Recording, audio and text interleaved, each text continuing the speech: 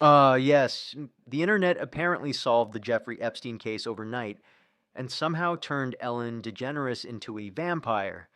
Makes total sense, right? All right, we need to talk about something strange that's been circulating online lately because this rumor has spiraled way out of control. Ever since these Epstein related documents started dropping, social media has gone into overdrive. And whenever big investigative files like this come out, people speculate, exaggerate, and sometimes straight up invent stories. One of those stories claims that Ellen DeGeneres is exposed in the files as, and this is the exact phrase being used, Hollywood's most prolific cannibal. Yeah, you heard that correctly.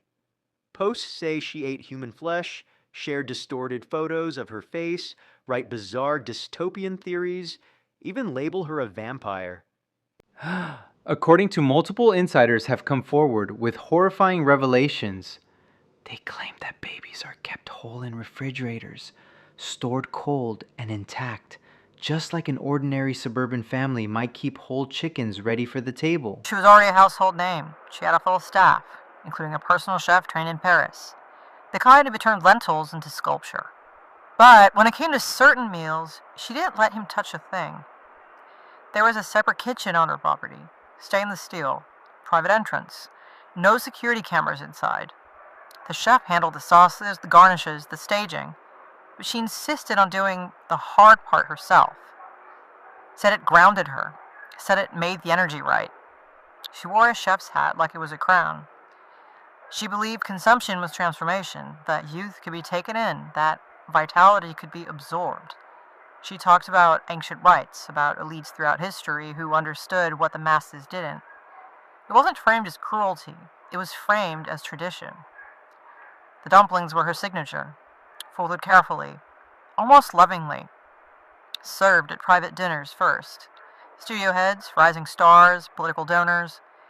She would watch as they ate, not hungrily, not nervously, but with that sociopathic calm, studying their faces.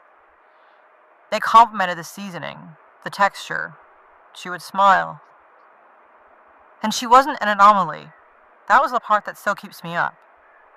There were whispers, other estates, other gatherings, special occasions, contracts signed over candlelight, refrigeration units in basements stocked with whole babies marinating in special sauces, jokes about saving something rare for a premiere or an award win. You heard enough, and you stopped reacting. It wasn't about appetite. It was about power, and crossing a boundary so absolute that everyone at the table became complicit. Once you shared that secret, whatever you believed you'd consumed, you were bound to the group. No one betrays a circle that can destroy them. She even brought the dumplings to a few tapings of her show. Homemade, she said with that psychopathic grin. Audience members lined up for samples. Crew grabbed them between segments. I remember holding one, feeling the warmth in my palm, and realizing the real performance wasn't happening on camera. It was happening in plain sight. She didn't have friends, not real ones, just people she elevated, humiliated, tested. Feeding them was part of the game, a private torment disguised as generosity. This was all in the past. Houses get sold, staff get rotated out. Ellen was destroyed because everyone hated her. But the industry doesn't cleanse itself, it just rebrands. Some posts go even further. They claim she was a frequent guest at high-profile celebrity parties. And then the stories take a dark turn. But here's the key point. None of this comes from official documents. None of it appears in investigative records. And none of it is backed by evidence. These aren't facts. They're internet fiction. Sensational claims designed to shock people, go viral, and spread fast. Because the more outrageous the story sounds, the faster it travels.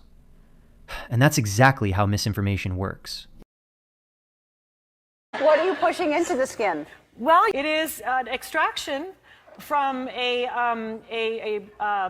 piece of skin that came from a young person far, far away, and they somehow figured out how to extract. It's foreskin from a Korean baby. It's like Person okayed it, I would eat a human. If you were at a very Yeah. fancy restaurant and they were like a tiny piece of human meat, No. I think the only way you I wouldn't try a tiny bite? No. Really? Really eat human? I mean, What body in part like would you eat? haven't you been to that bodies exhibit down on Yeah. right? Have you yeah. been there? I've been there. I feel like we've eaten everything. Like everything has been eaten in fine dining. What's one thing that hasn't been served? It sounds like horror fiction, not reality, but let's be clear from the start, there is absolutely no evidence behind any of this. So instead of repeating viral rumors, let's check what the documents actually show. Here's what we know. Her name does appear somewhere in the broader set of records connected to Jeffrey Epstein. That part is factual, but context is everything. These files include hundreds of names, politicians, celebrities, business figures, mentioned across flight logs, emails, contact books, interviews, and other background material. Being listed in documents like these does not mean someone committed a crime. It doesn't mean involvement. It doesn't mean guilt. It simply means their name appeared somewhere during the investigation. That's it. And when it comes to Ellen specifically, there is zero evidence linking her to cannibalism or to any criminal activity at all. The claim isn't just exaggerated, it's completely fabricated. The original posts have already been flagged, and if you actually read the records, there's nothing even remotely supporting those accusations. Someone created a shocking headline, and the internet ran with it. And honestly, that's where the real problem starts. Because there are serious and legitimate concerns tied to these files.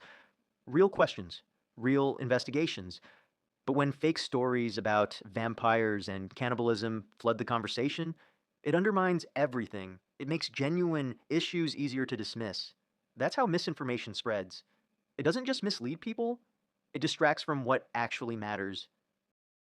Now, for some context, Jeffrey Epstein was jailed in 2008 after pleading guilty to state charges of soliciting prostitution and soliciting a minor for prostitution. Here's how he later described what that experience was like. Confinement, September 14th. And again, some of the public stories about the wonderful time I had in jail and my work release, which didn't come till months after.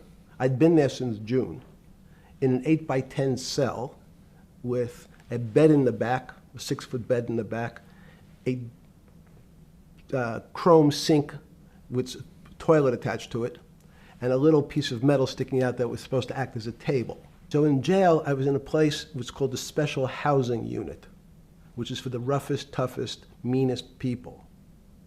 They had put me there, they said, for my own protection. So I was in an 8x10 cell with a little slit in the door where they would serve my food on a tray about 9 inches by 4 inches. And then as soon as I finished eating, they would take the tray and close it down. And one of the guards said, "Do you understand there's Wall Street's crashing?" "Sorry, Wall Street's crashing? What's happened?" And he said, "There's some crisis and some companies are going bankrupt." Yeah, it's all over the papers. We're all terrified we're going to lose our life savings because we have either a 401k or our pension funds. We don't know anything about money. Mr. Epstein, can you tell us, like, what's going on? Am I going to be able to afford my children's education? Am I going to be bankrupt like this company called Lehman Brothers? And there's another company in the front page today called Bear Stearns. Oh no, I said. Anyway, that's the situation. What do you guys think?